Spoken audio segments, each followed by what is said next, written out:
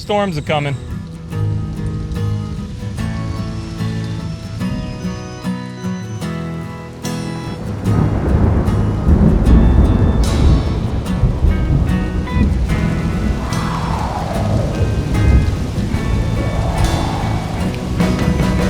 Okay, so here's the thing. I do a lot of videoing on the go, but what I really dream of is having regular videoing locations, like sets that are indoors and controllable.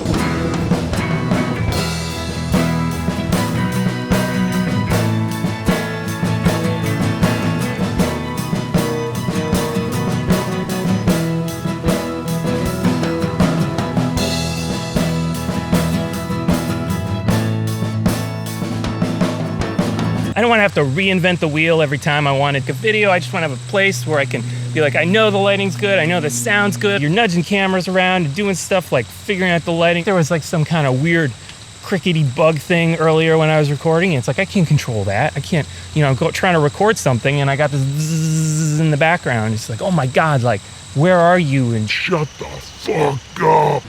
So anyways, this is where I spend most of my time working on videos and existing in general. And it's a disaster. Why is it a disaster? Is the question I heard no one ask. This used to be a dining room, and since I'm using the same table and chairs, in spirit it still is.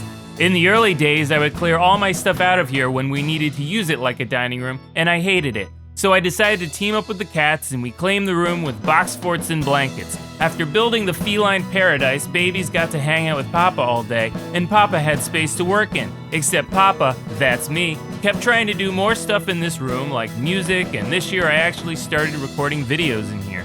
Ideally, this would be my most used and most convenient set, but it's only a 10 by 11 foot space, and half of it is cat housing. Everything barely fits, slipping by this keyboard is annoying, and I lost an entrance to this desk storage unit in the kitchen, because the kitchen is now Devin's art studio away from art studio now, because Broken Foot Kickboxing. Watch the video! As a result, I don't put things back where they belong because it's too much of a hassle, and setting up to do videos is annoying. It's way too cramped to do it conveniently. I think this video is more about addressing the problems with designing spaces for making and editing video, rather than successfully changing said spaces. Is this a good idea? Who knows? Was this a waste of time? I don't know. Every time I do something like this, I'm always like, oh, is this really worth it? Especially this video. It's kind of like, is this a boring video? I have this thing on my wall that says, don't be boring. And it's just kind of this reminder that you got to think is something worthwhile. But at the same time, you can't let it stop you. You got to take chances on things. You got to just do things and know that perhaps that through years and years of doing something that you could take anything and make it interesting. But don't settle for the default. Don't be boring. Go out and try these different things. They're not all going to work. In editing, take anything.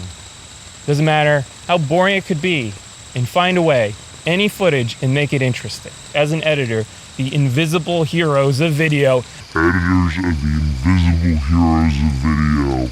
You can make stuff interesting or better by taking the context of what it is and accepting that maybe the original goal isn't what it was intended to be, but if you could take that and turn it into something, which sometimes requires really taking a right-hand turn and going in a totally different direction, that is what you can do in editing. So the point of all this is keep moving forward. Doesn't matter if it's not like exactly the way you want it, just you gotta fucking keep moving forward, because if you don't keep moving forward, you'll stop doing it and you won't do it. Speaking of moving forward,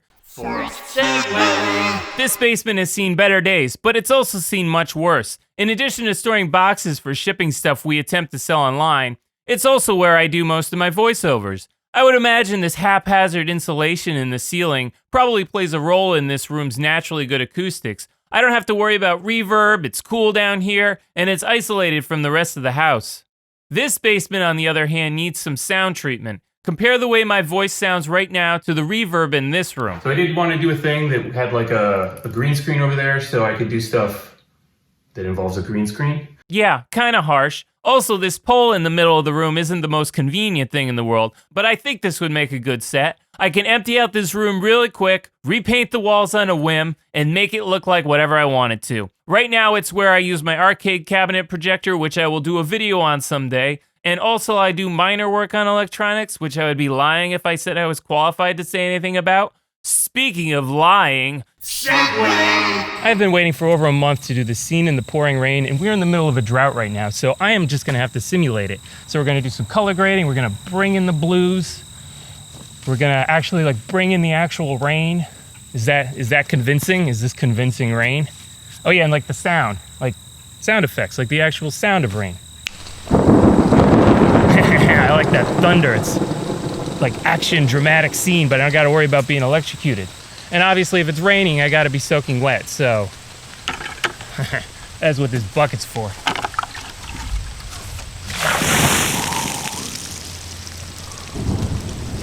Oh my God.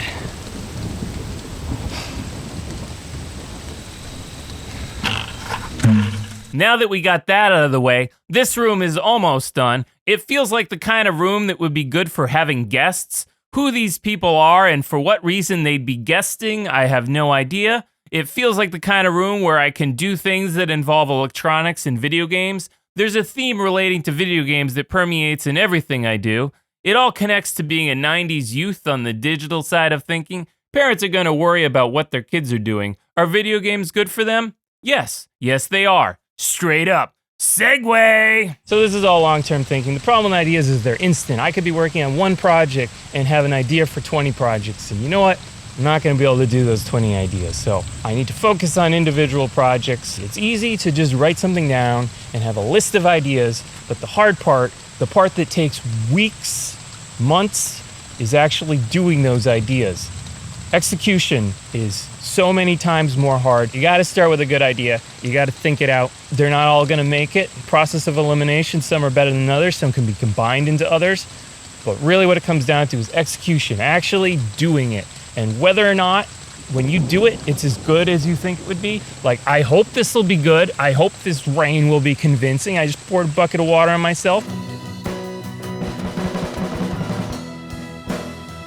This is my garage, and it's probably my only set that requires no modifications, at least for the purposes of making videos. It's so busy that nothing looks out of place, and the rugs and complex surfaces keep the reverb down. It's a very practical place. There's lots of space to spread out with projects, and when I need to clean it, I just open the doors and turn on the leaf blower. Other than where I work, this is probably my second most used space for making videos on this channel to date. If it isn't obvious, this space will be used for filming the process of making things, wood, mechanical, or otherworldly. Am I all over the place? Maybe. Is this video more of a wish list than an informative video? Probably. Well aware that not picking a solid, this is what this show is about in 2 sentences or less niche could kill the show. So could not networking with people the way I tend to avoid. So could not be a good enough lead. Like, if I'm not good enough at doing this, if I'm not good at talking to the camera, if I'm not, my voice, did I pick the right voice? I'm doing it on purpose. I don't know if you know that. Some of these things that are annoying, I do on purpose. I think it's charming. That could be flawed. That could be the death of me. So could pneumonia.